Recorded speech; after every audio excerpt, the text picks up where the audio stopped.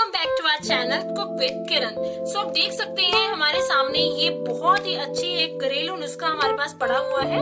सो ये हम इसलिए बनाते हैं ताकि जब जुकाम खांसी जुकाम होता है हमें, तो उसमें हमें बहुत परेशानी आती है। पर अगर हम ये बनाते हैं तो हमारी बहुत सारी ऐसी प्रॉब्लम्स जो है वो इजीली बहुत जल्दी उसमें आराम मिलता है। तो ये रेसिपी बनाने के लिए हम आगे बढ़ते हैं, तो चलिए इसे बनाते हैं। ये रेसिपी बनाने के लिए सबसे पहले मैंने ली है कढ़ाई, उसमें डाला है देसी घी।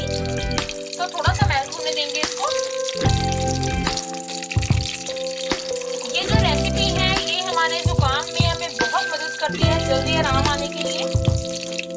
ये घरेलू नुस्खा है, इससे कोई भी साइड इफेक्ट नहीं होता और ये खाने के लिए भी बहुत अच्छा होता है। सो ये देखिए अच्छे से हमारा देसी घी मेल्ट हो गया है और अब हम इसमें डालेंगे बेसन। ये देखिए बेसन मैंने इसमें डाल दिया है। सो इसमें गाइस 1 कटोरी आप बेसन लें और आधा कटोरी आप यूज कर सकते हैं देसी घी। ये हमारे बहुत हेल्थ के लिए अच्छा होता है और ये हमें बहुत सारी हमारी विटामिन और प्रोटीन्स को पूरा करता है, क्योंकि देसी घी वैसे भी हमारी हेल्थ के लिए बहुत अच्छा होता है। तो अब इस तरह हम इसको अच्छे से थोड़ा सौटे करेंगे।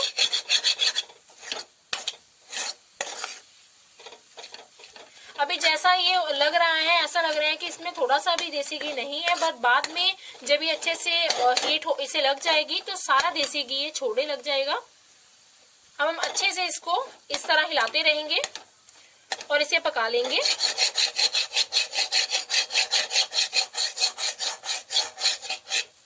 इसे हिलाते जाएं ताकि ये आपकी कढ़ाई के साथ ना चिपके।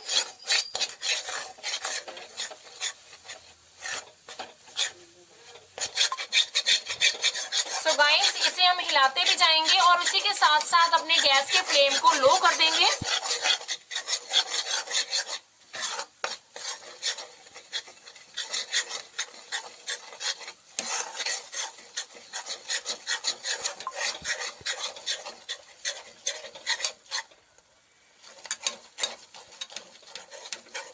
सो गाइस इसका देखिए स्मेल आने लग गई है, बहुत अच्छे से ये गर्म हो रहा है। इसका कलर भी थोड़ा थोड़ा चेंज हो गया है।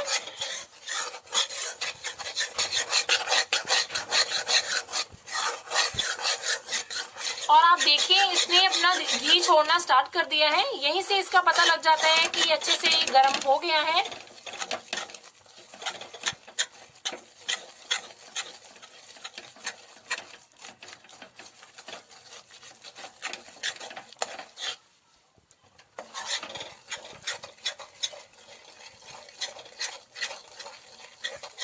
तो गाइस ये रेसिपी ट्राई करने से आपका जो सर्दी जुकाम आपको परेशान कर रहा है वो जल्दी जल्दी आपको ठीक हो जाएगा और आप इस सारी परेशानियों से मुक्त हो जाएंगे और आपको सच में रियलाइज होगा कि ये बहुत अच्छी रेसिपी है। अब इसमें मिल्क ऐड करेंगे। ये देखिए मैंने मिल्क इसमें ऐड कर लिया है। अब इसे अच्छे से मैं मिक्स कर दूंगी। अब इसको बिल्कुल अच्छे से मिक्स करना है ताकि इसके जो लंग्स हैं वो अच्छे से निकल जाएं।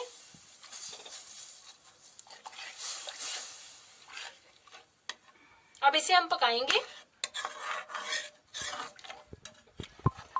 सो गाइस ये देखिए अब ये अच्छे से मिक्स हो गया है। इसके काफी लंग्स जो है वो निकल ही चुके हैं। और आपको मैं बता दूं जो मेजरमेंट हमें रखनी है वो हमें रखनी है, जैसे हमने हमने कटोरी बेसन की ली है तो हमने 4 कटोरी दूध की लेनी है।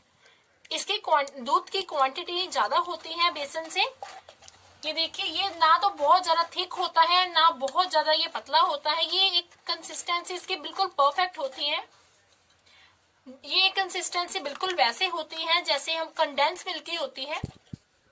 सो अब इस स्टेप में हम इसमें डालेंगे शुगर।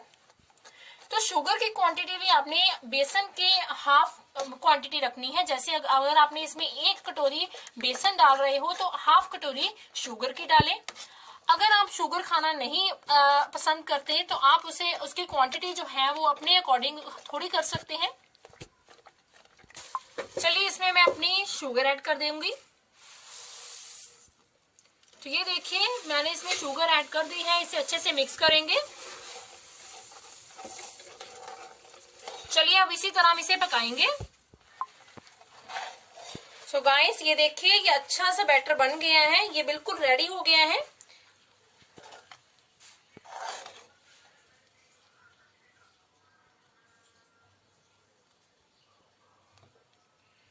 सो गाइस मेरे चैनल को सब्सक्राइब जरूर करें, वीडियो अच्छी लगी तो इसे लाइक शेयर कमेंट जरूर करा करें। चलिए अब इसकी करते हैं हम प्लेटिंग। सो चलिए प्लेटिंग करते हैं इसके। सबसे पहले मैं अपना जो मैंने बनाया है बेसन का घोल, हमारी घरेलू नुस्खा, ये एक तरह की मेडिसिन भी है क्योंकि ये हमारी काफी बीमारियों को इलाज करती है।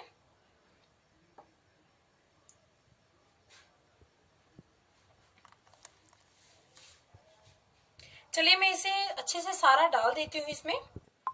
सो गाइस ये देखिए मैंने सारा अपना जो बेसन का घोल बनाया है यहाँ पर डाल लिया है। अब मैं इसके ऊपर अपने कुछ ड्राई फ्रूट्स डालूंगी।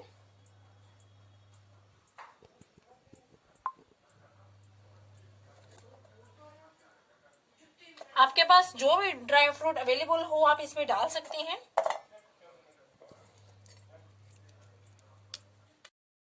तो गाइस ये रेसिपी अपने घर में जरूर ट्राई करें और अपना एक्सपीरियंस मुझे शेयर करें। कमेंट बॉक्स में आप अपना एक्सपीरियंस मुझे शेयर कर सकते हैं। सो गाइस ऐसे ही नई नई रेसिपीज आपके लिए लेकर आते रहेंगे। So thanks for watching my video.